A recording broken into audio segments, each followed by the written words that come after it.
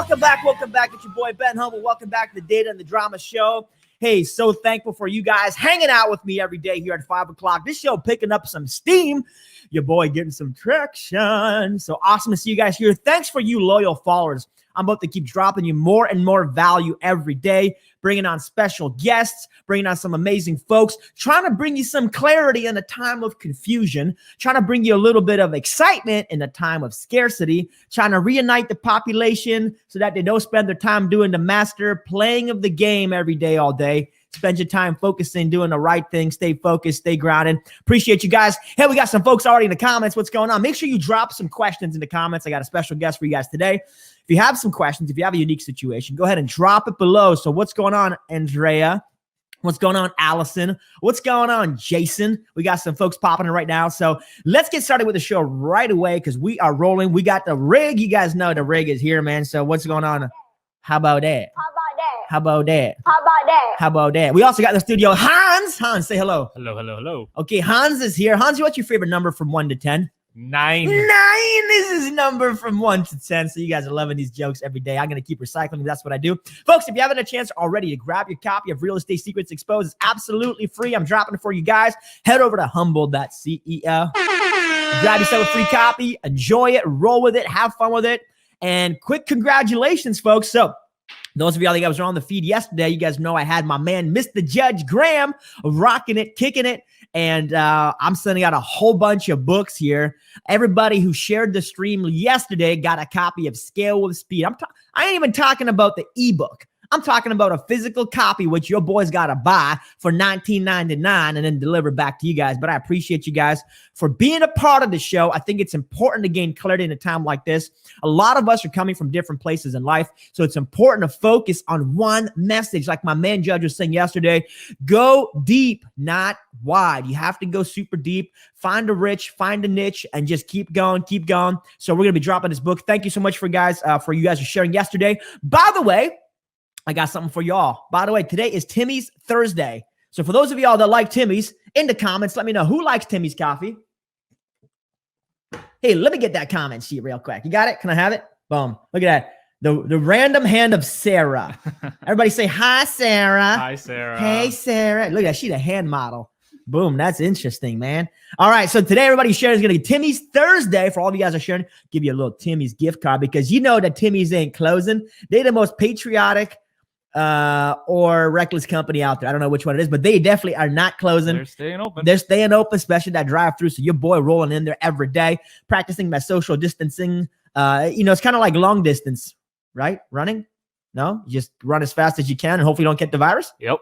Isn't that what social distancing is? Exactly.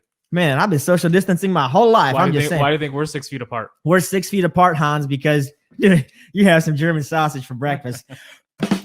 All right, so today we're talking about obsession, the corona obsession, folks. Everybody is obsessed. Everybody is focused on the news, focused on the media. But today I want to pose a question to you.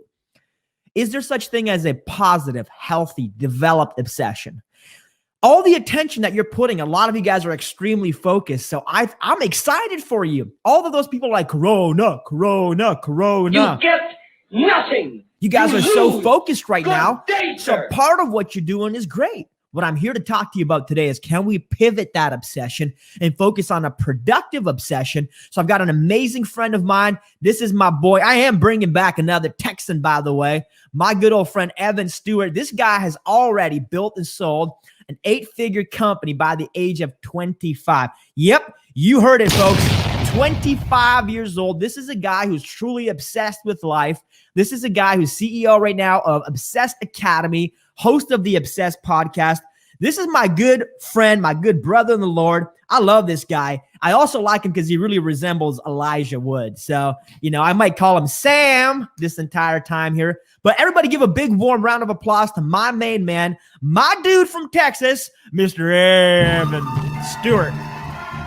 What's going on, man? What's going on, man? Man, Dude, I'm you always happy to sound be like here. Dude, you always sound like Brad Lee, right? You're like, hey, man, what's going on, man? That's right. Something like that. I don't have the swagger. No, you got some swagger, though. I'm just saying, though. So welcome to the show, Evan. So glad to have you here. Guys, you're in for an exciting episode. Allison's saying some steep tea. Boom. That's what she's trying to get by with her team. Make sure y'all be sharing right now and get you some Timmys right now, folks.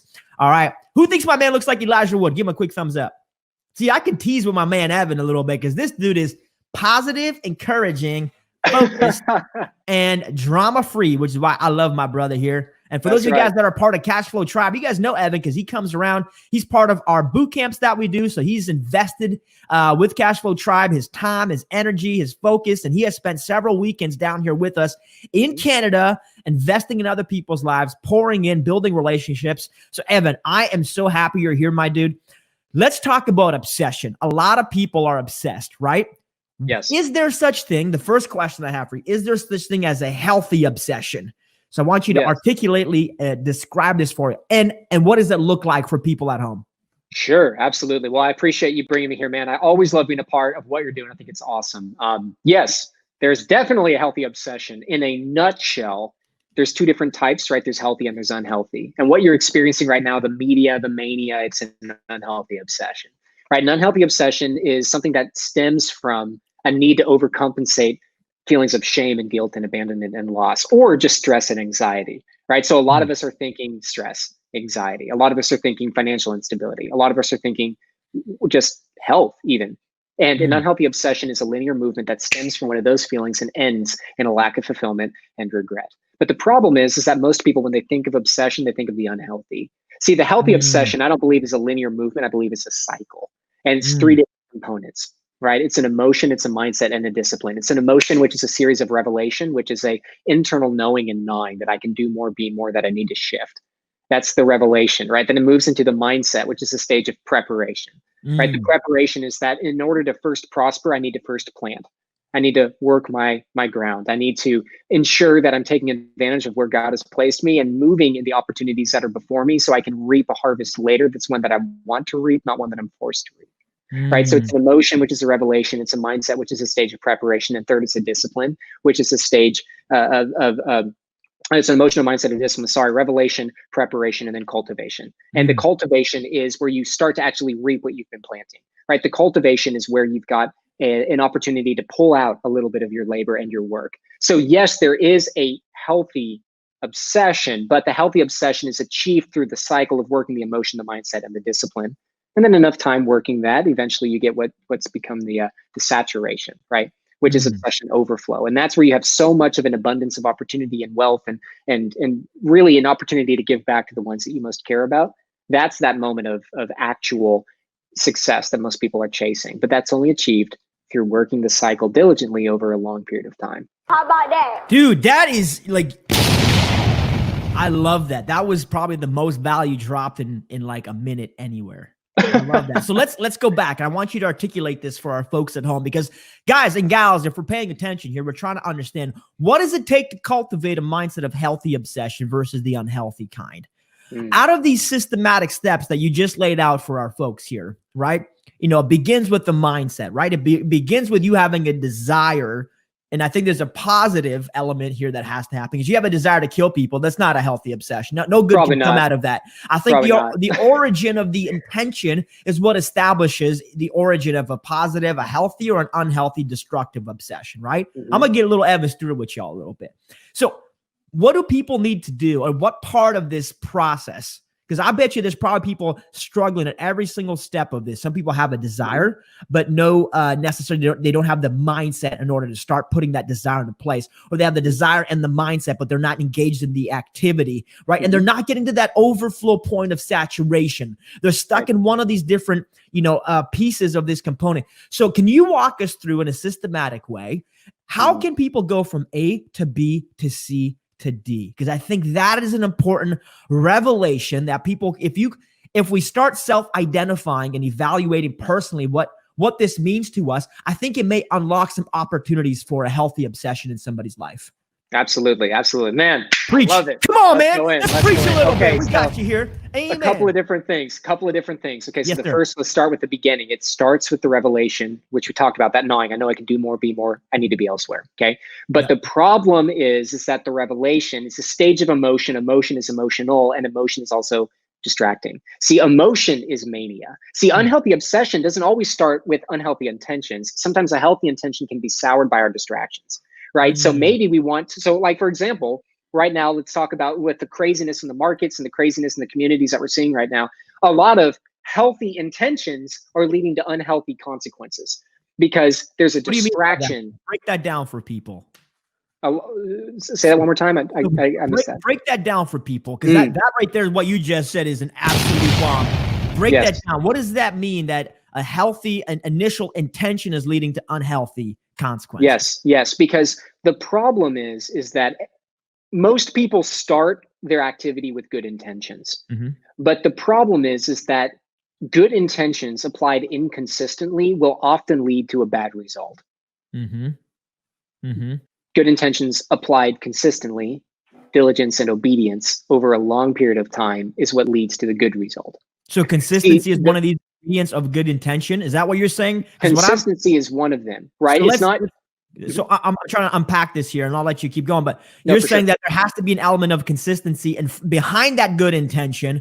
Otherwise, the lack of consistency will lead to a failure at some point, and perhaps even a destructive result.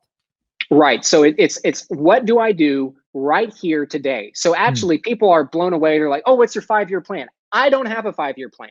I really don't. Now, okay, I've got financial goals and some basic things that take time to play out. But my thought is, how can I work my ground today?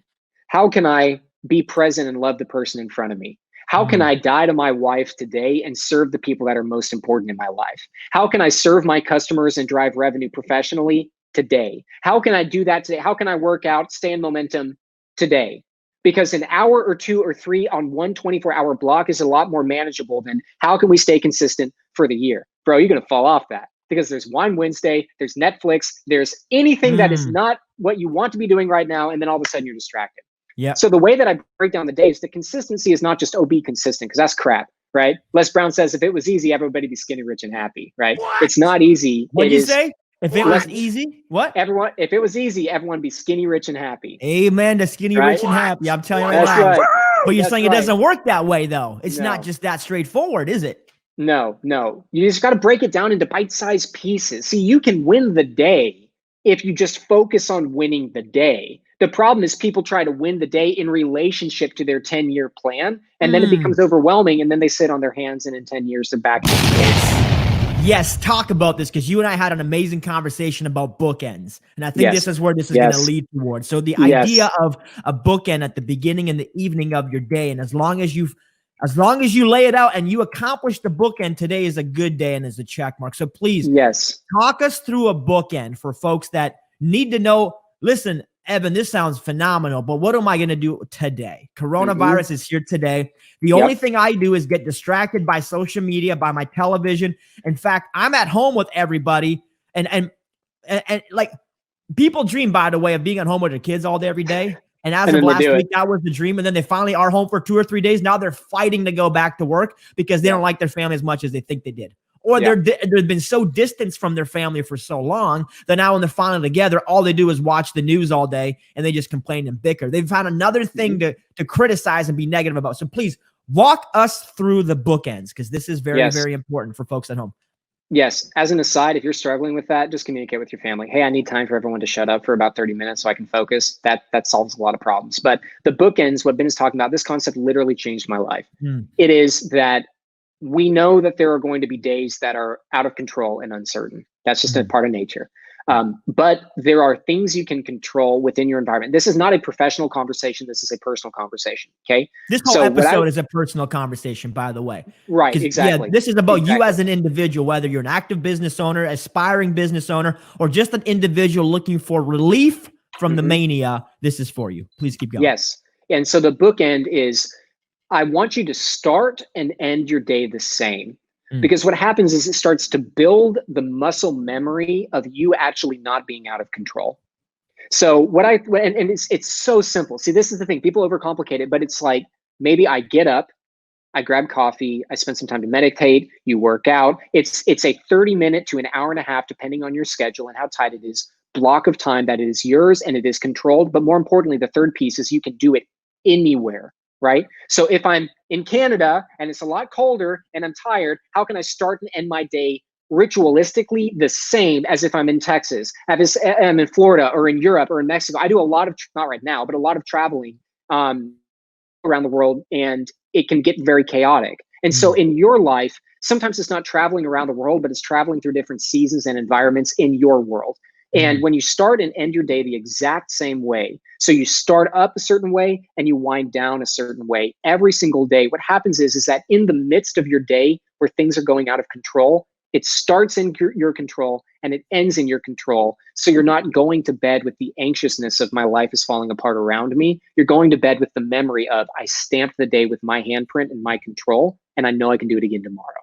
So you, dude, right there is just so powerful, because what you're saying is you ultimately have control. See, regardless of what's going on in our worlds, whether it's a coronavirus, whether it's some other epidemic, whether it's financial failure, relational failure, personal failure, the fact that you're willing to control your mindset by controlling your activity is what's going to either determine if you're moving forward, progressing, or you're digressing or losing hope and losing faith, losing courage, and losing ground. So what you're saying, to break it down for folks, is simply have control over your day by time blocking and doing the same consistent activity so that you can create and develop habits that are healthy and productive. And from healthy and productive habits come healthy and productive activities and a point of success. Because if you walk for long enough, consistently enough, you read enough books consistently enough, you focus on personal development enough, eventually your mind, body, and spirit and relationships will live in a harmony. So regardless of what happens around you, you've isolated yourself to your own area where nothing can penetrate your mind, your relationships. But the truth is that the more time we spend on something, the more it's going to fester and manifest into reality. The more time we spend on obsession with coronavirus and news, the more that's going to become your reality. I haven't even watched the news in like in 2 weeks. Like I get the little updates, but I don't even do that. And if you really want to push, like if we're about to open up a new thing at Obsessed Academy called Wartime CEO. We've been talking about that. Like it's time for war, man, Wartime right? CEO. So, yes, and I like that. It's good, right? That's good. The wartime, man. The thing. If you want to start and see, it's one thing to build a discipline of safety. That's what the bookends is. It's a mental safety. Okay, my life isn't falling apart. But if you want to take it to the next level, start and end your day in discomfort. See, that was what was really hard for me. What does that mean? What does that mean? Walk us through an example of doing that in discomfort. Okay, so like, for example, the thing that you do not want to do. I don't want to go and walk outside. I don't want to work out. I don't want to eat healthy. I don't want, there's two components. A, you really don't want to do it. And B, it's actually really good for you. Okay. So you start and it doesn't mean I'm going to go and, shoot heroin or something terrible like that. Like that's not healthy and it's not good for you. But what it means is start and end your day in discomfort. Because now you have the memory of control, you have the memory of success, and you have the memory of discomfort, which means when the world around you starts to heat up a little bit, you're kind of used to it, right? And so like we just got done with 75 hard. That's, you're doing that. A lot of people are doing that. I'm still in the middle of it. Right. Yep. So we just got done with it. And I tell you what, going back to 1 or 2 workouts, continuing to eat healthy, like now that's easy. Because now we have the memory of that discomfort. And so what happens is there are different levels of discomfort that you need to grow accustomed to. Yeah. See, I like my life kind of living on the edge and in the lava, because that means when I get into an environment like this where it's starting to heat up, I'm like, whew, it feels good in here. See, when you can get used to discomfort in the other areas of your life, when you're forced to move in discomfort, you now have the DNA, the reflexive personality built within you, whether personally or professionally, to know how to operate, right? That's why you fall back into your systems, you fall back into your habits. Archelius says, we don't rise to the level of our expectations, we fall to the level of our habits. And this is exactly where that plays out. Dude, that is powerful and very accurate too. Let's talk about the pressure. You're talking about discomfort. Another word I like is pressure for this. We have to undergo pressure. The way that you find a diamond, right, is through lots of pressure. Like if we're not willing to go through a little bit of pressure, my daddy had this thing where he says that the way that you polish things is you need friction. So even in a relationship, you need to have some friction there, healthy friction, that you can start polishing and removing some of the excess negativity, some of the excess selfishness, some of the excess, so that you come to a point where it's a balance, it's harmonious. The problem is we want it too comfortable. And we're going to talk about this. We want it to be easy and productive. And that's the challenge, folks, is that you want too much. Your expectation is not reality. You don't want to suffer at all, but yet you want to win. See, you have a guy like, I'm reading this book with David Goggins right now. Can't Hurt Me. Book is Jeez, dope. man. By the way, Hans, throw that on the screen. Can't Hurt Me by David Goggins. By the way, should I try to grab David Goggins for the show? If I should, let me know in the comments. Maybe so I can reach out to his team. My point is, this dude you went through so much pain and so much mental anguish in his life since he was a little kid to going through the Navy SEAL training 3 times before he finally completed. It's like, you know what? He lives in that state of pressure. He lives in that state because what it does is it keeps him focused. So something that I noticed with you, and I think this will help us as we move forward to the next slide here, is the reason why we're struggling with this, especially right now as we're all home, is because we're bored. And when people get bored, they get destructive. Bored minds, okay? Bored minds is the worst thing possible because now you're looking for things to distract you, to waste your time, to waste your energy. If you simply start filling your time with activity, find another form of productive activity. By the way, there's Can't Hurt Me. Pretty awesome. That's David Goggins right there. Grab that book, by the way, folks. It's a great book. I'm reading it right now. Fill your time, folks. Become constructive. Take ownership over your own responsibility. See, most of us, we allow our government or our employer to keep us active. So they tell us, be at work at 9 o'clock. You can leave at 5 o'clock. You have a lunch at 12 o'clock. And we crave structure because we're not mature enough to create our own structure. So we're looking from other people's structure point of view. Bring up that next slide here and bring my man back for a minute. Evan, people crave structure. What does it take for an individual to start developing his own structure? Is it just being tired of losing? Is it being tired of lack of control? It's interesting to me to notice that people will complain about going to work, but they'll complain just as much as as staying at home and doing nothing because they have not disciplined themselves to find things to keep them occupied that are productive. Make sure to subscribe to Ben on YouTube so you can stay up to date on everything Humble, featuring daily episodes of the Humble Podcast and weekly video content providing motivation, real estate strategies, and personal development for everyday life. Also, follow Ben on Facebook and Instagram for daily interactions. Check out humble.ceo and download a chapter of Ben's new book, From Communism to Capitalism, absolutely free. Yes. Talk about that, brother. Talk about it. You actually said something which was huge, and I want to make sure that the audience got it. Yeah. You're not at what you're craving is not actually comfort, it's structure. The thing is that we think that we want comfort, right? We want to sit, we want to relax, we want to eat the junk food, we want to do, because what we're actually craving is not only just the structure, but control. And so I do agree with you, Ben. I think that we're craving structure. Yeah. I think that we need to drop the narrative on what's actually important.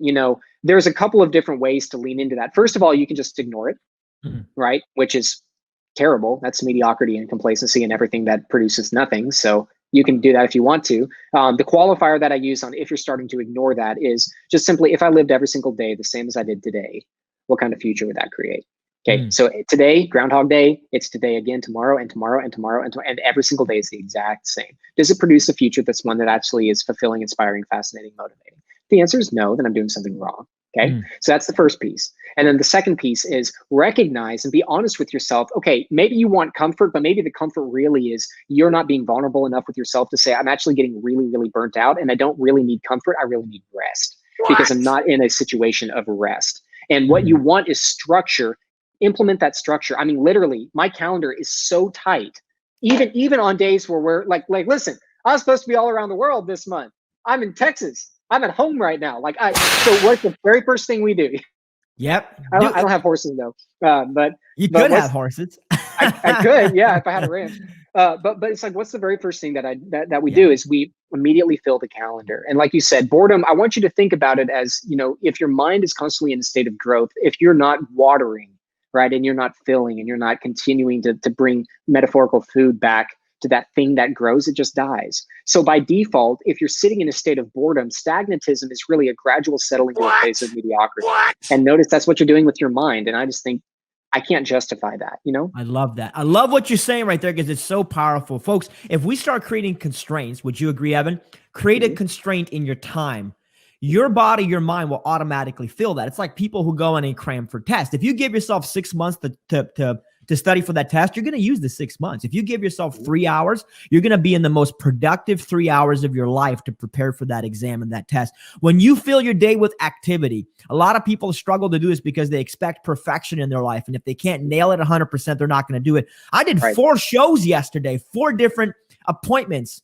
And I just fill my day and I fight as hard as I can to make sure that they're as well as possible, as good as possible. The truth is they're not always great, but at least I'm getting them done. At least I have it finished. I've got this quote here I'm looking at. So we're going from a society, like people are so busy. And all of a sudden they go from busy to dormant. That's what happens. They're going into hibernation mode. And that's why they're so stuck. Is because the minutia and the rhythms of our life that we've been accustomed to for the last number of years, we always want what we don't have. That's human nature. So I want to be home with my kids. I want to take a week off. I want to chill. I want to have fun. I want to walk in the park. I want to sit at home and watch TV and binge Netflix, right? But we're so busy being in rhythm, even though we think we want to be home. The moment we go into dormant mode at home, we stop being completely productive. We go from 100 to 0. Instead of taking time, folks, to work on that book, to write that paper, to level up your skill set, to get some education, to learn about real estate, stock trading, instead of investing time in growing our resources, our relationships with each other, what are we investing our time with? Netflix. Here's a quick example on the chart, okay? People looking for distractions or opportunity. This is my question. Distractions or opportunity? Netflix is up. A lot, just so you know. 50 new shows have been added this month alone. So where are we spending our time? Even though we go home and we say, I want to have time to clean the house, to do this, to do this, to do this, to do this. In our minds, we truly believe we want to be productive. But the moment we have the opportunity to be productive and we truly have a vacation from life, we're looking for distractions. Isn't that interesting, though? And then the only thing I can really think of, and Evan, I want you to touch on this. Why would somebody look for distractions? Is because they've never developed the discipline of personal development where they can fill their time efficiently. So before you're like, should I buy stocks or do this or do this or do this? You should work on your mind, read, work on your body, work on your relationships every day for 30 days. And once you get into that rhythm, then when you do have free time, you're actually going to use it for productive things. But if you don't do that, all that's going to happen is you're going to dream about the one day you're going to do such and such and such, only to end up doing nothing. Yes. Isn't that scary? Because that's kind of like retirement for me. Well, yeah, exactly. Right? And that's the way that I look at it. That is a good definition of retirement, actually. I like that. Right? One day I'll do this. One day I'll do that. You get to retirement. You don't do any of it. Is it true, though, right? It's exactly true. That's why I don't want to be retired. I don't want to be dormant ever. I will always be running. Maybe it'll be different things, different activities, different things of passion, of enjoyment, of pleasure, but I will always be running. Yes. Well, and there's a reality to that as well, which I think needs to be addressed, which is you and I are very much alike. We know that. We run very hard. We run very fast. You have a better beard, though. You have better facial hair. Maybe the facial hair. Yeah. I can only grow one hair and it's in my nose. Oh, well, there we go. But there's a lot of people that don't have that type of forward momentum personality. And so what I want to do here is actually take a quick minute to pivot for a second, provide an explanation, not an excuse. Here's the thing. It starts with grace, space, and forgiveness. Look at yourself and look at your life. And if you know that you are not a hard driver, right? My personality is I will get up and I will drive until my legs are broken. In fact, when I was a child, my mom actually had to when I would get sick, my parents would have to keep me home an additional 2 or 3 days because the minute I felt better, I would run so hard I would get a relapse almost every single time. It's hilarious. Yeah, man. And so you ready to roll? This is you running down the street, broken legs. You like David Goggins. That's me. Texas. I'm like, I'm ready to go. But you and I are not everybody. And so if you're watching this and you're really thinking to yourself, well, that's all fine and good for you people, but I really struggle with starting. Know this. The accountability piece to that is the environment that you fall back to. By default, does it push you or pull you back from complacency? Okay. So my environment, I do this anyway, so it always helps, but especially if you're having trouble with this, look at the environment that you're in, right? So do you come home to a spouse that says, welcome home, sweetie, when your ass didn't make a sale? Or do you come home to a spouse that says, why are you walking through this door if you didn't earn your sleep tonight? Ooh, that's accountability, right? That is different. That's a different way of looking at things. That's a lot more, dude. That's a lot more progressive way of looking at things. You'll get results if you frame that way. If you don't, though, what are you going to left with?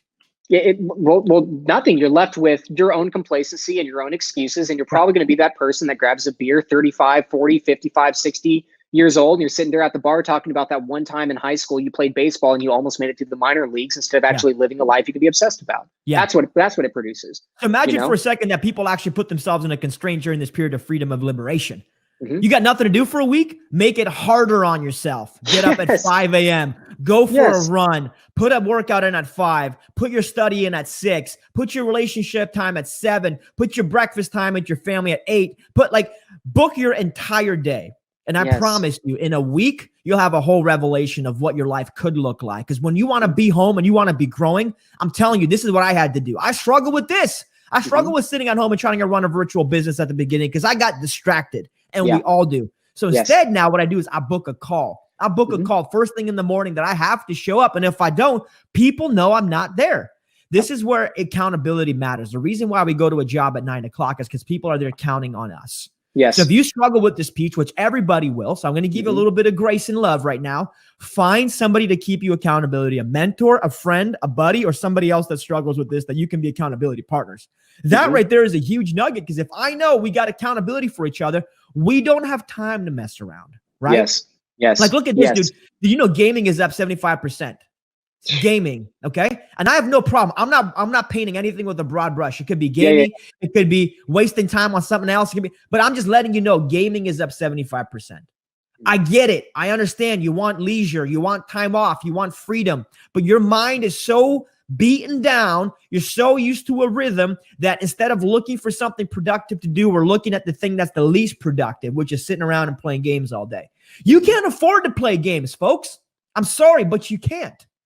Some of you guys are broke. Some of you guys are struggling financially. Other people are struggling emotionally. And if nothing else, you're probably struggling relationally. Instead of spending time with the people that matter to you, we're spending time isolated, doing other things that have nothing related to the people that we truly love. Because when we sit down and we say, what's the most important thing to you in your life? A lot of people tell me the answer that they think they want me to hear. Oh, my family. But the activity that you're engaged in does not reflect that.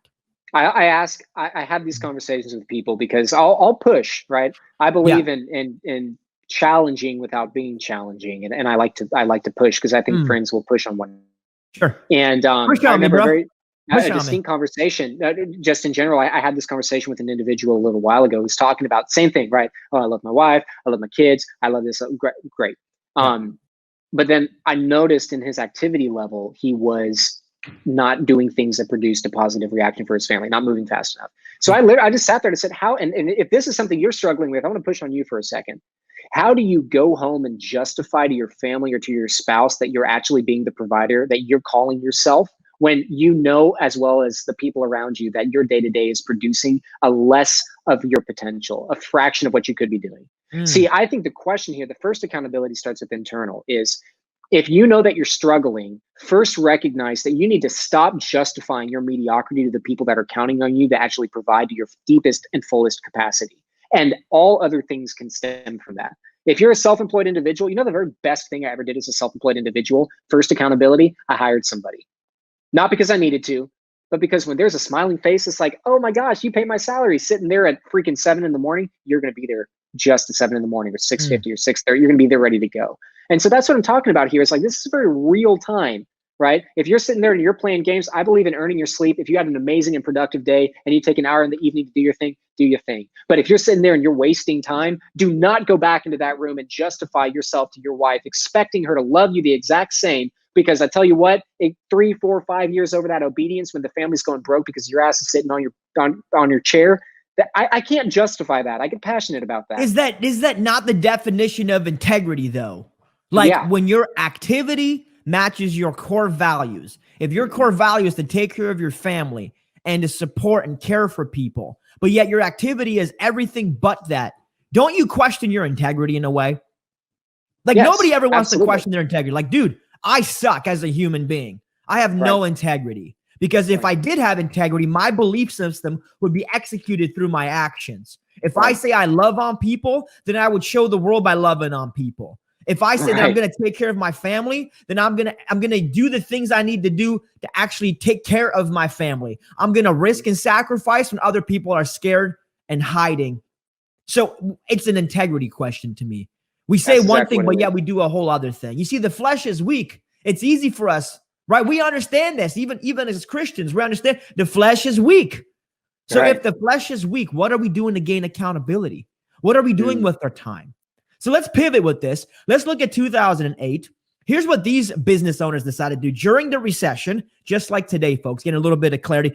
During the recession, these people decided to start companies. These are the businesses that were started during 2008 to 2010. Uber, Airbnb, Slack, Pinterest, WhatsApp, Square, Venmo, and a whole bunch of other companies. So think about this for a second, folks. These people, guess what they do? They hunker down. They got into a room. They finally got some quiet and some solitude. The whole market around them was blowing up. Guess what they were doing? They were building. They were creating. We were created by the creator so that we could create. Am I wrong on that? That's right. Am I That's wrong? right. We were created by the creator so that we could create. We're not created so that we can sit around and play Game Boy. Well, We're here's the created thing. so we Just can create. take a single seed, your choice. I don't Yeah. care what you plant, and plant it and water it and do what you need to do. What will happen? I guarantee you, if you do what you're supposed to do 100% of the time, it grows. See, growth is a part of our nature. Yeah. It's the complacency goes against how we were built. And that's the beautiful thing of this is give yourself permission to actually expand to the capacity in which you were meant to expand. Yeah. Because growth is a part of life, right? From the minute that we are born, we are in a growth phase, Amen. right? So You have what to you're be. actually, Yep. right. And what you're doing is, and this isn't some, idealistic mindset crap. What you're actually doing by sitting and resting on your laurels is then this is why it feels so full of friction, right? There's so much friction here is because you're going against the nature in which you were designed, which is growth and momentum forward, right? And that's the beauty of this is give yourself Forward. permission to actually move and Yeah. actually work, right? If you're stuck at home and you've got that idea and that gnawing, maybe that's that revelation. And you can't pivot to that cycle. You can't pivot to that preparation until you can start actually applying that discipline back to your work. Love it. Hey, it's Ben Humble. Thanks for checking out the show. If you like what my guest is talking about and you're getting massive value from it, then scroll to the bottom, open up the description, and follow them on social media. Support them, connect with them. Just scroll down there, click the link, and let's roll. Stay humble. Spend a few minutes with us and walk us through what can we do right now to start moving in the right direction? What can we do to build the next Uber, mini Uber, build something, create something in our lives? Folks, you like this question? Self-educate, says April. Walk us through this, pal. What can people do right now? Absolutely. Absolutely. The first one is eliminate your excuses. If you're saying you don't have time right now, your life is really screwed up because the whole world is on pause. Just going to throw that out there. Eliminate your excuses, first of all. So stop telling yourself why you can't. Start telling yourself that you actually should because it's necessary. But I want you to focus right now on expansion. And what I'm talking about expansion is not always investment. It is expanding. It is working on yourself. So in your calendar, I want you to color code different areas. I believe there's 5 different areas that you can focus on that actually builds you into a whole person: a personal, financial, spiritual, relational, professional. Okay? Personal, financial, spiritual, relational, professional. And right now, I would be really intensely focusing on how you can expand in these areas. And I would be building in time in the calendar. Literally, my calendar right now has it's all colorful, right? It's full. Big black chunks. So that way it's like a visual stop in the midst of color on the calendar. The black chunks, personal time, spiritual time, family time. Build that into your calendar. Expanding is, how do I love on people and walk with people that I actually care about through this time? That's relational expansion. That's personal expansion. How do I work on my mind and my body when the rest of my world is starting to shift? I love it. A financial expansion. Hey, expansion doesn't always mean that the money is growing. It means that your attention to it is growing. Financial expansion can also be, if I'm looking at my business and things are breaking, what specifically about them actually broke and what would be a potential cause to fix it, right? Yeah. Financial expansion can be putting in some of those systems and that action and that movement to actually push forward when things click back. Or if you're a business, new revenue, baby. New revenue. Focus on that money. The number one thing right now, new revenue in business, right? Yeah. Spiritual expansion, if you have a specific faith, it's in those bookends, especially building time to be working in that faith, diving into the Bible, diving into meditation. If you don't have a specific faith, that's totally cool. It's headspace. It's just calm. Okay. Yeah. And so I would really be taking the time right now to take action right now. It doesn't cost you anything, especially if finances are tight. Maybe you're out of work for a while. It doesn't cost you anything, but I would really be focusing on that area. And then of course, get plugged in with communities like Ben's, get plugged in with OA, get plugged in with other communities in your local area to self-educate and really use this time to fill your mind. So that way, when you can actually be unleashed and take the proper amount of action, you've got the reflexive part of your education built into your DNA to where now you can move as a wartime executive CEO person, family member, father, leader, instead of, okay, well, now I've been eating wrong, playing video games and not doing anything. So I'm actually moving slower when life gets back to normal than it was to begin with. You just need to win, folks. We need to start winning. Stop being foolish. Stop wasting time. Stop wasting energy and start winning.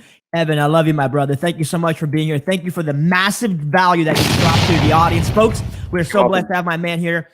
Connect with us. Connect with Evan. Get going. Until next time, folks, stay humble, stay confident. We'll be back tomorrow at 5 o'clock sharp with some dope value for all you. Until then, stay safe, be humble, and just keep your head up. Keep going. God bless you guys. Have a great night. Take care. Let's roll out of here.